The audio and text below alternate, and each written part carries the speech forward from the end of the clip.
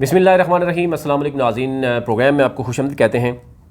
मैं हूं आपका मेज़बान नवीद सती और बात करेंगे बहुत से समुंदर पार जो कश्मीर से तल्लुक़ रखने वाले हैं, पाकिस्तानी हैं, वो भी जानना चाह रहे थे कि इस वक्त क्या सूरत हाल है, काबीना का फ़ैसला क्यों नहीं हो सका। जो ये कहा जा रहा है 2 मराहिल में काबीना हलफ उठाएगी। कौंसल के कौन कौन से मेंबर्स हैं जो तहरीक इंसाफ जिनको नामज़द जो करने जा रही है या कर रही है, पीपल्स पार्टी के कौन से हैं, और 4 सीटों में तहरीक इंसाफ कितनी सीटें निकालने में कामयाब हो गई और अपोजिशन में कौन निकाल सकता है। फिर बरिस्टर सुल्तान के हवाले से बात हो रही थी कि क्या वो ख़ुद जो है वो चाहते थे कि वो सदर मुंतखब हों या पार्टी पर प्रेशर था कि उनको सदर बनाया जाए, और अपोजिशन या उनके ही धड़े में जो दूसरे धड़े की बात की जा रही है सरदार तनवीर इलियास, जिसमें चौधरी अनवार अल हक हैं, वो इस सदारत के हवाले से क्या वो खुश हैं या उनको नागवार गुजरा है। जनाब, इस पे हम बात करेंगे। सबसे पहले बात कर लेते हैं कि जनाब सदारत के लिए 2 बड़े नाम हैं, वो मैं पहले आप से रखता हूँ। एक तो आप जानते हैं बरिस्टर सुल्तान हैं, दूसरे हैं अब्दुल वहीद, मियाँ अब्दुल वहीद ग़ुलाम यहया साहब के, यानी उनके वालिद हैं सुल्तान महमूद चौधरी, चौधरी नूर हुसैन, और उनका ताल्लुक़ मीरपुर से है। और इसी तरह मियाँ अब्दुल वहीद का जो है 8 मकाम यानी LA 26 से है। ये हैं इस वक्त 2 उम्मीदवार।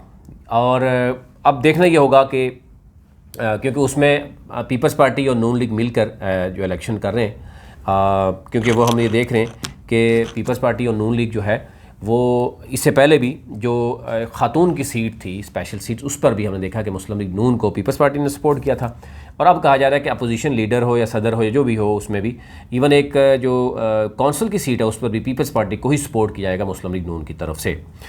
अब मैं आपसे शेयर कर लेता हूँ सबसे पहले कि जनाब एक तो यह है कि 2 सदारती उम्मीदवार आपके सामने रख दिए हैं। इस पर बात करेंगे कि इलेक्टोरल कॉलेज इस वक्त चेंज हुआ है, वो क्या हुआ है, और साथ साथ आपको बता देता हूँ कि कौंसल में इस वक्त जो कौंसल का मामला है, क्योंकि वो भी साथ साथ है, उसका भी इंतखाबी मामला सामने आ चुका है, कब क्या होगा। 4 टोटल कौंसल के मेंबर होंगे, उसमें 3 तहरीक इंसाफ के हैं, यूनुस मीर हैं और शुजा राठौर हैं और सरदार अब्दुल रज़ाक हैं। ये 3 उम्मीदवार तहरीक इंसाफ के हैं। बहुत से लोग नाम पूछना चाह रहे थे। दूसरा जो है पीपल्स पार्टी के जनाब हैं वो ख्वाजा तारक सईद, और इसमें लग ये रहा है कि 4 सीटों में से 3 सीटें तहरीक इंसाफ, जो कि असम्बली में हम देख रहे हैं कि उनके नंबर्स हैं, और 1 सीट जो है वो पीपल्स पार्टी लेने में कामयाब हो जाएगी। तो यूँ कौंसल में भी यानी आप देखें कि पीपल्स पार्टी ले जाएगी, और इसमें मुश्तरका यानी मुस्लिम लीग नून भी उनका सपोर्ट करेगी। जो मियाँ अब्दुल वहीद हैं सदारत के लिए उनका नामज़द होना है, उसमें भी पीपल्स पार्टी उनको वो करेगी।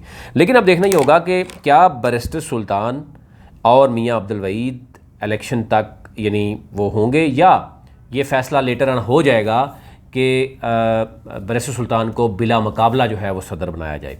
ये अभी कुछ भी कहना कबल अज़ वक्त है, क्योंकि जो मियाँ अब्दुल वहीद हैं वो भी एक बहुत तगड़े सियासी घराने से तल्लुक़ है, और ये कहा जा रहा है कि दोस्त भी समझे जाते हैं एक दूसरे। पीपल्स पार्टी में यानी बड़ी अच्छी दोनों के दरमियान रवाबत भी है, बरिस्टर सुल्तान और मियाँ अब्दुल वहीद।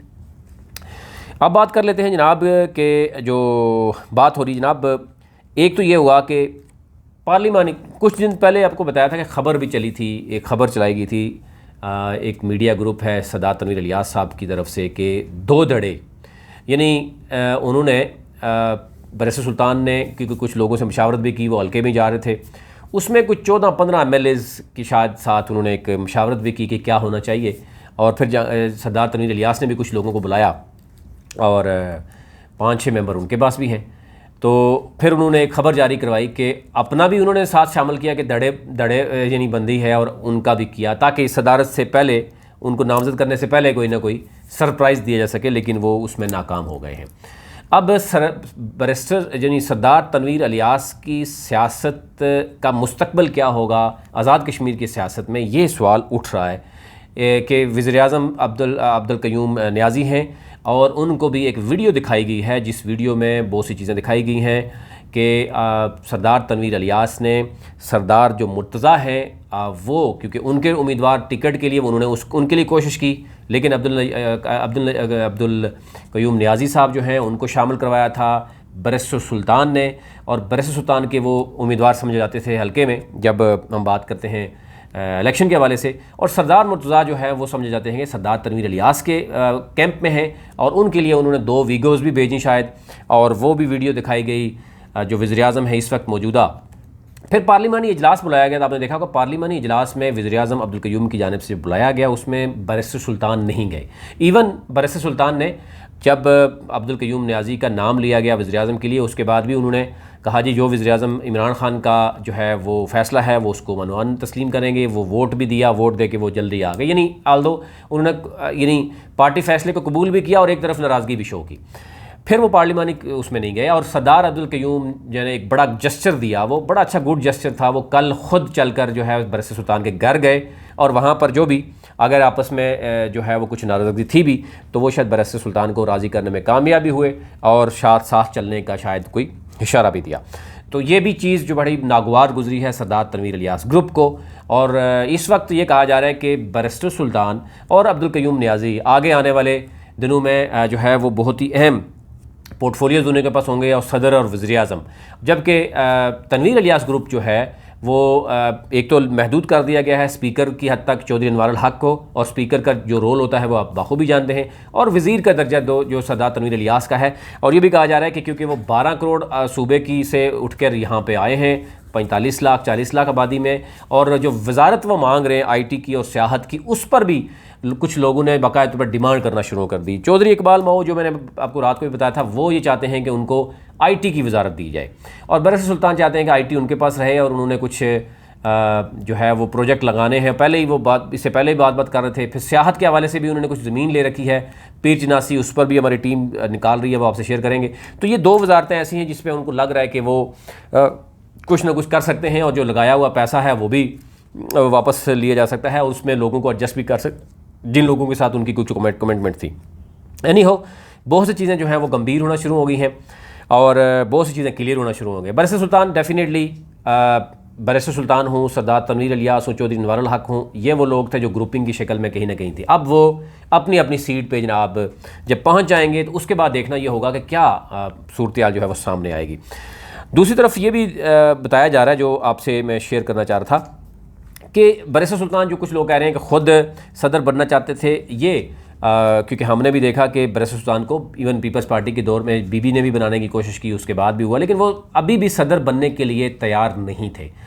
लेकिन क्योंकि जब ऑप्शन कम रह जाते हैं तो डेफिनेटली उसमें देखा जाता है। अब देखना ये होगा कि क्या सदर का ओहदा, बिल्कुल इसमें दूसरी राय नहीं है, एक बावकार ओहदा है। इससे पहले ब्यूरोक्रेट्स के हवाले ये ओहदा कर दिया जाता था। अब ज़ाहिर है ये अगर सियासी सदर होगा तो फिर क्या सूरत हाल होगी, क्योंकि अब कंपेयर किया जा रहा है कि सदर ममनून भी थे और आसिफ अली जरदारी भी सदर थे। तो क्या बैरिस्टर सुल्तान आज़ाद जम्मू कश्मीर की सियासत में आसिफ अली जरदारी की तरह होगा कि हर वक्त एक सियासी माहौल होगा, या जो है वो जो सदर जो थे अपना मुस्लिम लीग नून के दौर में उनकी तरह होगा, सदर ममनून की तरह होगा। एनी हो, ये तो अब चलने आगे पता चलेगा क्या होगा। अब कुछ लोग कह रहे हैं कि ये एक बहुत बड़ा थ्रेट होगा सदर आज़ाद जम्मू कश्मीर का ऑफिस, इस्लामाबाद में हो या कश्मीर में हो, ये एक सियासी गढ़ होगा। और आने वाले दिनों में अगर आज़ाद जम्मू कश्मीर की सियासत में सरदार तनवीर इलियास या चौधरी अनवारुल हक ने कोई गड़बड़ करने की कोशिश की, तो फिर जो है वो बैरिस्टर सुल्तान या उनका जो सदर का ओहदा है वो एक सियासी गढ़ बन सकता है, और वो फिर मामलात किसी और तरफ भी जा सकते हैं। यानी हो, ये वो सूरत हाल है जो आप तक रखनी थी। इलेक्टोरल कॉलेज के हवाले से मैं बात की कि इस वक्त अब की बार 13वीं तरमीम के बाद सदर को मंतखब सिर्फ MLAs, यानी जो अब इस वक्त इलेक्टोरल जो टोटल है वो है जो 53 का जो ऐवान है वहाँ से ही सिलेक्ट किया जाएगा।